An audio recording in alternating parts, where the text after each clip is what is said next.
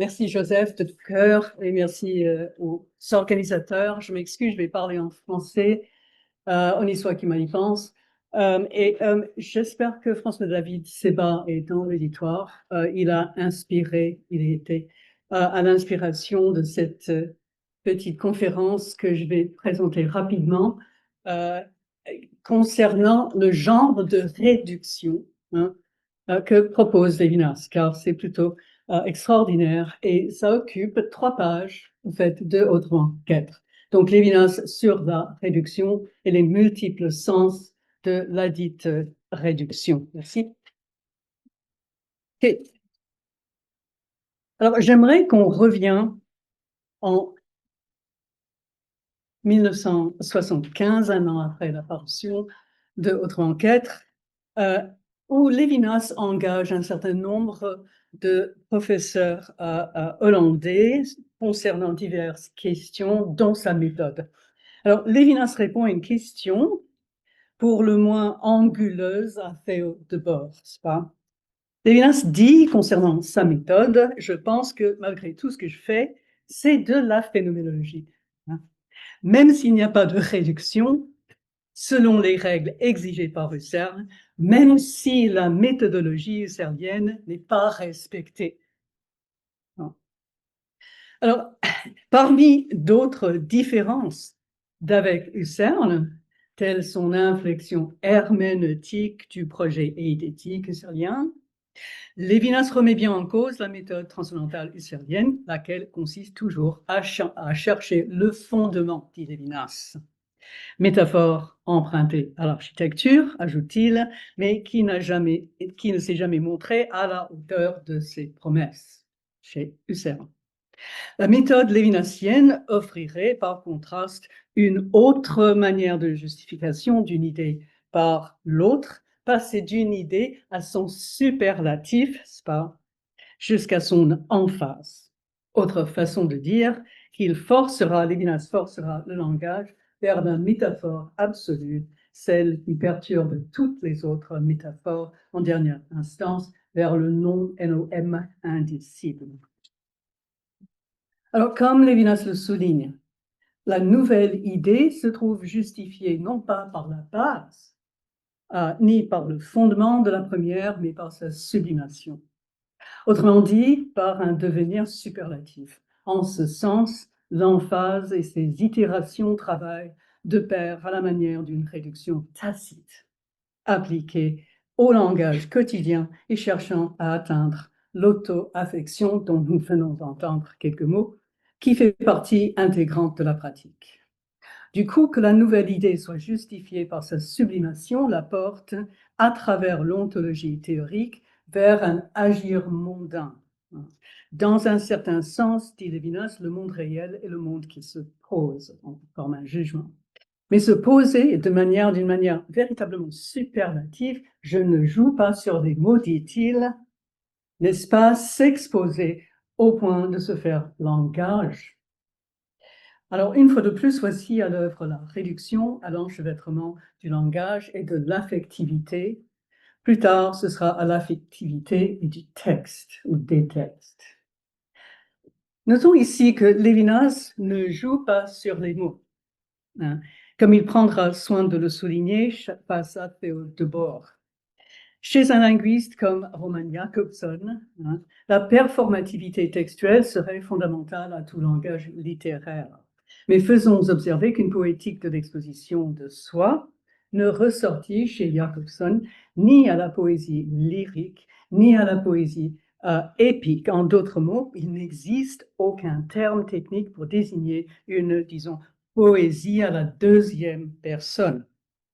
Alors, c'est très important pour Jakobson, cette dernière modalité serait ou bien exhortative ou bien supplicative, suivant Jakobson, mais la performativité textuelle se trouve également dans la parole prophétique. Parole prophétique où il arrive toutefois qu'elle se dissimule sous la narration de la troisième personne. Chez Lévinas, cela motive aussi le processus de réduction du dit au dire, compris comme ouverture de soi et comme un nouveau degré de passivité, rendu possible seulement par l'interpellation à la deuxième personne. Tu me vois ici. En somme, à la différence de la phénoménologie dans sa recherche du fondement transcendantal et épistémique de toute connaissance, que Husserl finira par scruter sous le nom un peu mystérieux de Urprozess, n'est-ce pas? Lévinas, lui, révèle l'autoréalisation intersubjective du langage en tant que relation et affectivité. À cette fin, sa réduction devra tendre vers notre pathos premier et l'exalter à l'instar des effets psychologiques qu'étudiait aussi la rhétorique aristotélicienne. Voilà, dit Lévinas, ce qui reste, même quand l'intentionnalité n'est plus considérée comme acte, à la manière de Husserl. Lévinas entend par là ce qui subsiste une fois l'époque appliquée à la conscience thématisante. De là, il dirige sa réduction vers le langage comme acte, en déplaçant l'accent sur l'herméneutique existentielle. Ainsi, Lévinas répète-t-il le lien qu'il perçoit entre la forme de la réponse à la deuxième personne, Hineni, tu me vois ici, et la transformation de soi en acte pur de langage. Se poser d'une manière véritablement superlative, dit-il, n'est-ce pas, se poser au point d'apparaître, s'affirmer au point de se faire langage. Fin de citation. Alors, tout comme le haut phénomène chez Heidegger, cela même qui confère, nous le savons, aux étangs leur visibilité au phénomène, l'apparaître chez Lévinas équivaut ici à se faire langage. Il permet au dire d'être perçu grâce à sa trace. Or, ceci n'est qu'une autre manière de dire que le langage parle au-delà de lui-même, et serait donc fondamentalement métaphorique. Afin de démontrer cette transition originale, d'une réduction essentiellement husserlienne à une réduction qui relève de l'être dans le monde heideggerien, passage de réduction, Lévinas ajoute un peu plus loin qu'il parvient à une meilleure compréhension de certaines pages de Heidegger à partir de sa propre notion du me voici. Le passage de Husserl à Heidegger dans sa réduction est important en 1974. Il se produit d'ailleurs dans les deux sens. Comment Lévinas en vient-il à mieux comprendre certaines pages de Heidegger grâce à son me voici, son Hineni? Il répond, le Dasein est posé dans sa Jemeinigkeit. Que signifie cette Jemeinigkeit? Dasein signifie déjà que le Dasein a à être. Mais cette obligation à être, cette manière d'être est une exposition à être tellement directe qu'elle en devient mienne, affirme Lévinas. Alors, c'est dans l'exposition directe que commence le passage du langage ontologique au langage éthique, à partir donc d'une conception révisée de la miente heideggerienne que Lévinas avait déjà entrepris en 1935. Le Dasein se déploie comme ayant à être et comme miente avant d'être un je ou un ich. Alors déjà en tant que Jemeinigkeit, je ne peux refuser d'être. Pas plus que je ne puis refuser d'appartenir à l'être en tant que Dasein. Pourtant, discernons-nous ici un avoir à être dès lors que nous adoptons une perspective plus relationnelle. Et cet autre avoir à être, lévinasien, résulte d'une inflexion par laquelle il diffère de celui de l'ontologie. Nous passons du langage ontologique au langage éthique. Le moi éthique ici en cause est le ne pas pouvoir se dérober. Cette autre exposition directe. Alors, si nous comprenons cette différence entre Lévinas et Heidegger, nous saisirons alors la mutation du langage ontologique en langage éthique, par quoi nous échappons à la nécessité ontologique de cette Jemeinigkeit au profit de l'interpellation par autrui. Les deux constituant des événements réfractaires à la représentation et au langage à la troisième personne. Alors, notons aussi en passant le tour herméneutique, cette autre dimension de la réduction lévinassienne, que joue Lévinas contre la psychanalyse, cette autre pratique d'exposition à l'autre.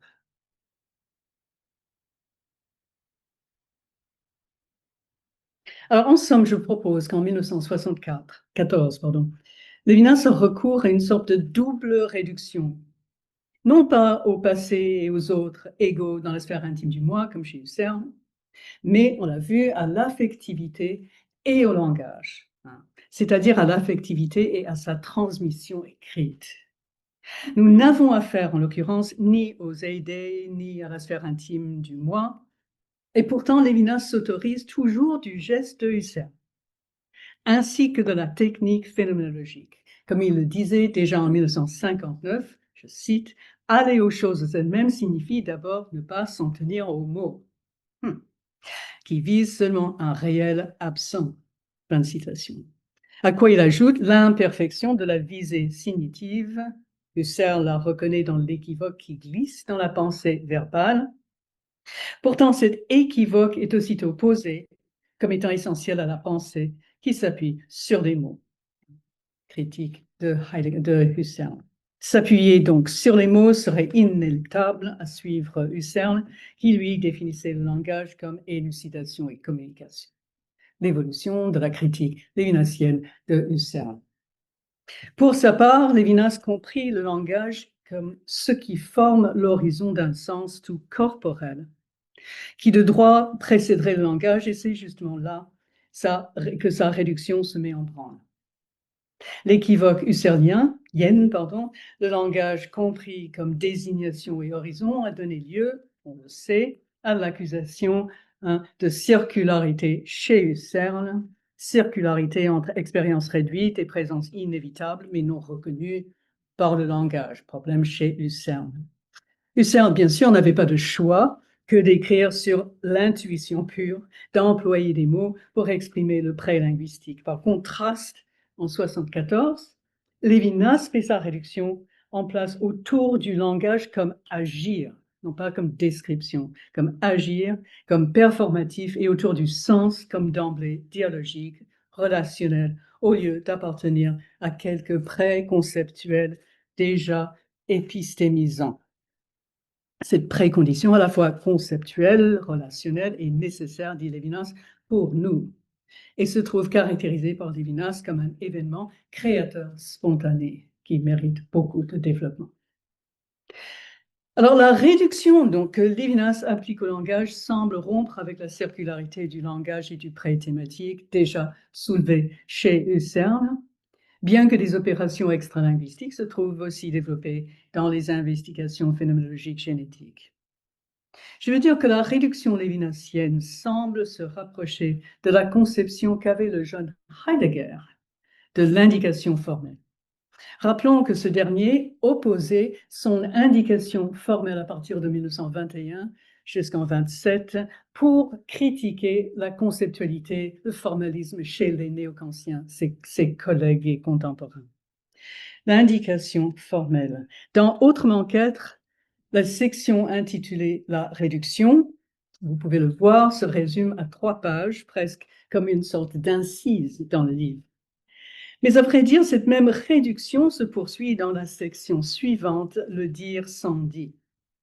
Dès lors, dans la mesure où la réduction concerne l'apparaître et ses conditions de possibilité, elle fait aussi retour au constat heideggerien que nous devons d'abord comprendre ce que c'est qu'un phénomène. La confusion entourant le phénomène sourd, avait dit Heidegger, de la polysémie de termes comme apparaître, sembler, contre ce qui s'annonce comme soi en soi. Or, l'être est le phénomène qui s'annonce et qui sert de condition de possibilité à toute apparence. L'être heideggerien relève de l'indication formelle et non pas du concept. Le terme grec phenomenon désigne ce qui se situe comme autour de ou en retrait relativement aux étangs, qui, eux, se laissent voir d'une certaine façon, semblant être telle ou telle chose. Par contraste, l'être serait ce qui se montre lui-même en lui-même. Certes, ce n'est pas quelque chose, en effet, c'est rien. Mais un rien qui se dissimule comme en retrait derrière les étangs. Tant pour Heidegger, nul besoin d'ajouter que l'intuition heideggerienne aura son importance pour la caractérisation que fournit Lévinas du visage en 61. Effectivement, ce qui se montre en tant que quelque chose serait étroitement lié à ce qui simplement se montre, hein, comme le visage parlant. L'apparence ou l'Erscheinung découle de ce qui se montre comme révélation et dissimulation. L'être relève de l'indication. L'étant pointe vers ce qui ne se montre pas comme étant. Donc, cette fameuse indication formelle, on le sait, était la manière qu'employait Heidegger entre 21 et 27 pour déconstruire le formalisme conceptuel.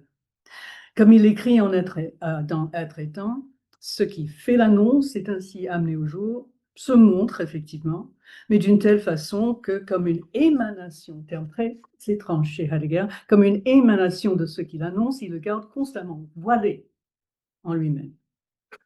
Alors, mais qu'est-ce qui donc reste voilé en soi? Si je réponds l'être, j'aurai à la fois tort et raison, car j'aurais utilisé sa technique de l'indication formelle pour forger aussitôt un concept et du coup redésigner un étant. Donc c'est un peu un piège. Il suffira pour l'instant de noter que ce qui s'annonce à travers ce qui se montre fait signe vers ce qui, tout en se manifestant, ne manifeste aucune chose et se trouve ainsi voilé par des choses. Chez Heidegger, la conception formelle du phénomène n'est pas si éloignée, je l'ai dit, de l'approche lévinassienne du visage. Il s'agit de mobiliser une réduction herméneutique cette fois-ci, qui révélera l'ouvert, le Dasein, car le recours à l'indication formelle permet de faire signe vers ce qui se montre tout en ne se montrant pas. Alors, je dirais que la dette de Lévinas envers Heidegger est presque aussi importante que le remaniement qu'il en fait. Le remaniement. Les deux penseurs adoptent la réduction husserlienne à leur propre fin, Lévinas et Heidegger. Nul besoin de dire que l'une de ces fins concerne cet être qui n'est ni concept ni même parole.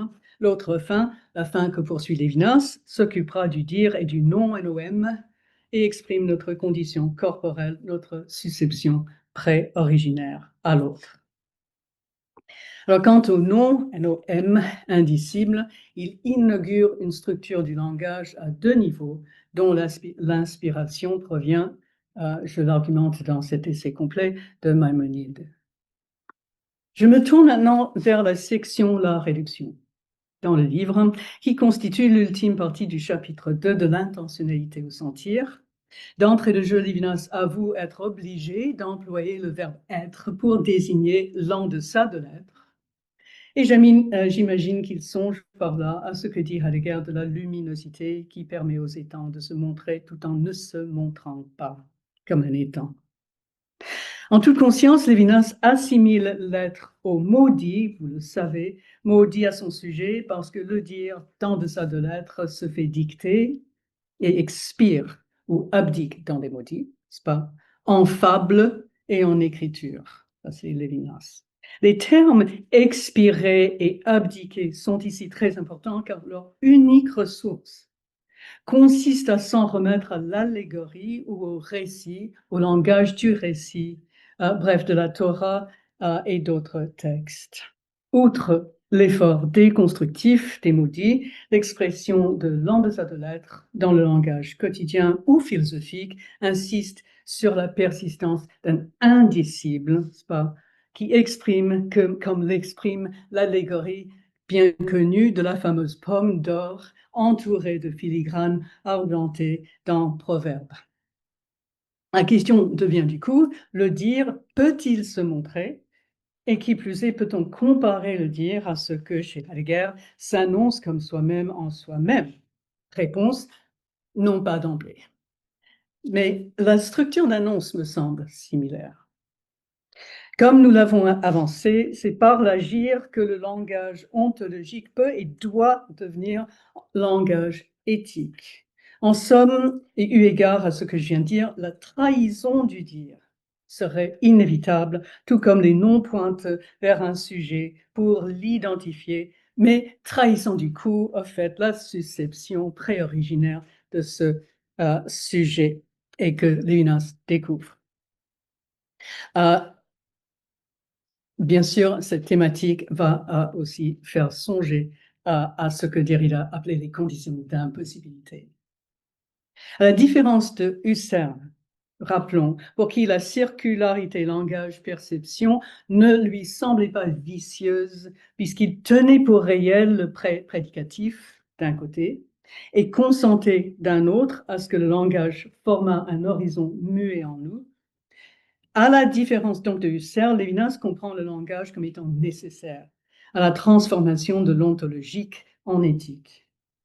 Comme Lévinas l'écrit, je cite, en prise que l'éthique elle-même dans son dire de responsabilité exige, comprise dans les termes temporels de la phénoménologie, à savoir les termes de la présence fluente du présent, ce fameux présent qui coule mais qui demeure présent, ce que Lévinas appelle aion, ou synchronie. Cet aion paraît stabiliser l'affect du dire. Or, dans la relation entre le dire et le dit, forme et contenu semblent se distinguer comme si le contenu appartenait au temps de l'horloge, se laissant dire dans son onticité, alors que ce que j'appellerais la forme génératrice, le dire, c'est pas, reflèterait tour à tour l'imprononçable néoplatonicien inspiré de Maïmonide et la notion qu'utilisait Heidegger d'émanation, à laquelle, on l'a vu, Heidegger a jugé bon d'avoir recours à propos de l'être. Alors, selon Lévinas, le rôle de la philosophie est d'expliquer et de critiquer, mais avant tout d'éviter l'idolâtrie du concept. Sur cela, au moins, Lévinas et Heidegger se rejoignent. Pour autant, donc, que la philosophie parle au-delà d'elle-même, et c'est la moindre des choses qu'on puisse dire de la philosophie de Lévinas, elle correspond à sa caractérisation du langage comme métaphorique. Rappelons que dans ses notes sur la métaphore, en 62, Lévinas qualifiait tout langage métaphorique de métaphorique et reconduisait ainsi la métaphore à la relationnalité et à la performativité. Il dit, si enfin le sens simple ou littéral ne peut être dépassé que par la métaphore, le langage où se produit la métaphore ne serait pas un simple appendice, mais une intentionnalité originale, où la pensée sort d'elle-même dans un sens éminent. Alors, cette conception du langage a-t-elle persisté chez Lévinas jusqu'en 1974? Jusqu'à un certain degré, oui. Mais il semble aussi que Lévinas fut conscient de l'argument des linguistes qui voulaient tout de même que le langage soit à la fois métaphorique et métonymique, et que les deux registres persistent toujours en une certaine tension, autant dans le langage quotidien qu'en littérature, en art et en cinéma.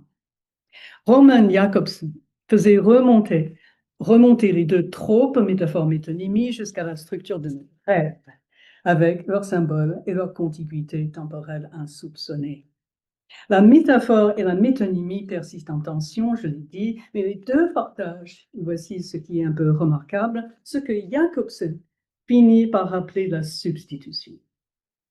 Celle-ci, substitution, serait la dynamique primordiale de toute relationnalité symbolique.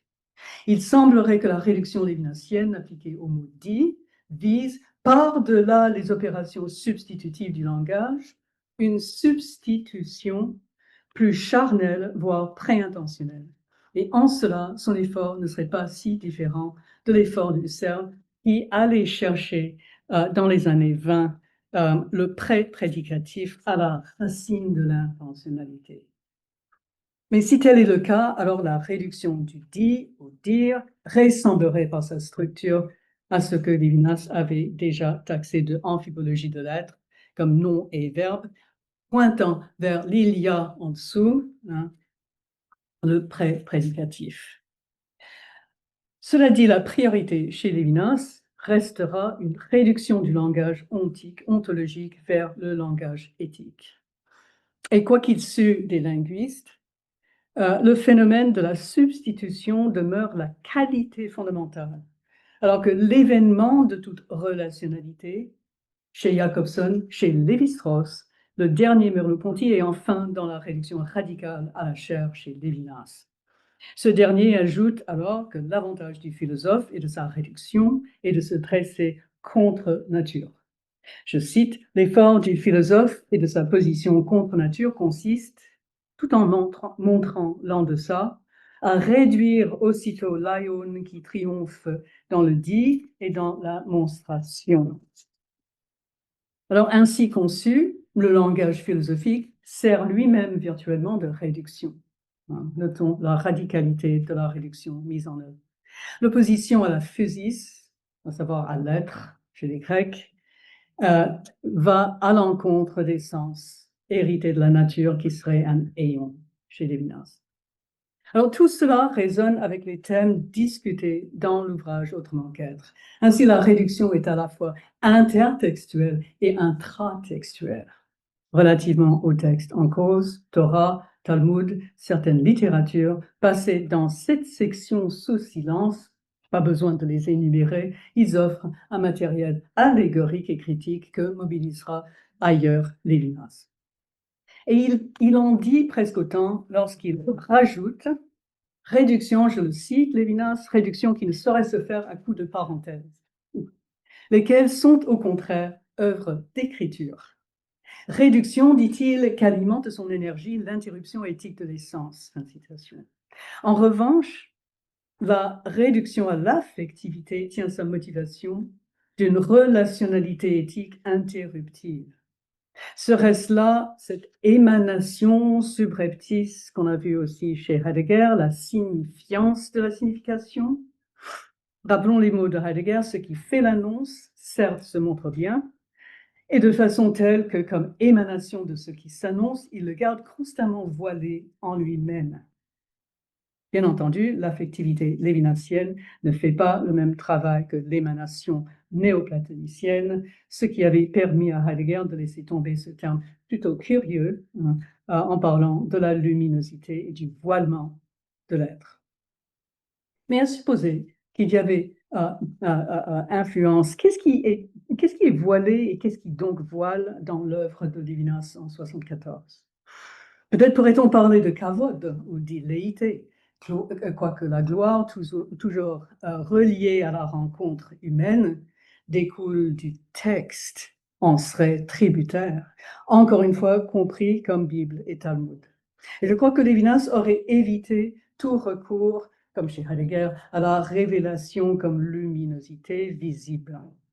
D'ailleurs, cela constitue toute l'ambiguïté des deux révélations, révélation comme incarnation visible et révélation comme loi, et de ce fait même comme élection éthique et textuelle, invitant à une interprétation infinie.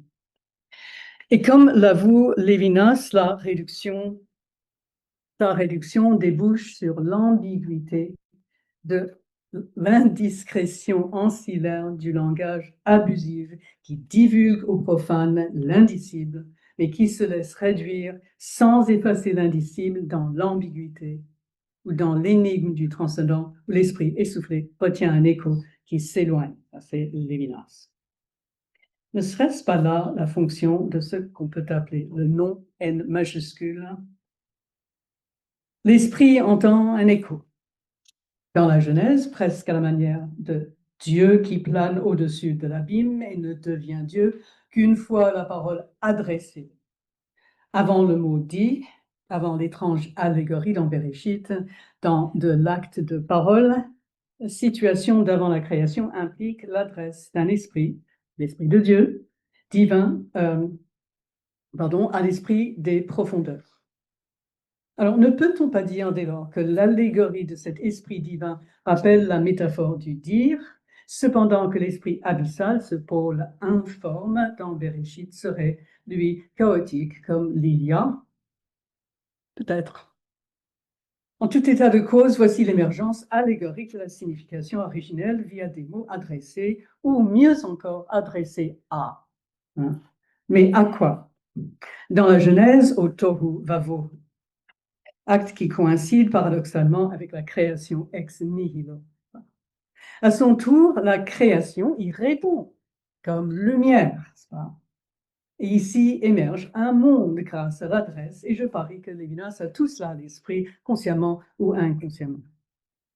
Dans cette réduction singulière, la pensée, dit Lévinas, procède comme un mouvement en vrille, un mouvement en spirale vers les profondeurs. La descente implique que la philosophie brise la conjonction dans laquelle se tiennent dire et dit, et voilà une déconstruction par-delà la présupposition philosophique de l'adéquation pensée-chose. Il n'y aurait d'ailleurs qu'un chemin vers le dire, et c'est via les mots-dits, via la textualité et la critique. Et c'est pourquoi, comme lorsque Lévinas argumentait contre Heidegger, que la question, vous vous souvenez, jaillit eo ipso avant tout contenu éthique, nous pouvons, depuis la question de l'être, descendre en vrille vers l'Ilia et vers l'adresse qui inaugure le questionné lui-même et qui est relaté comme allégorie dans la Bible.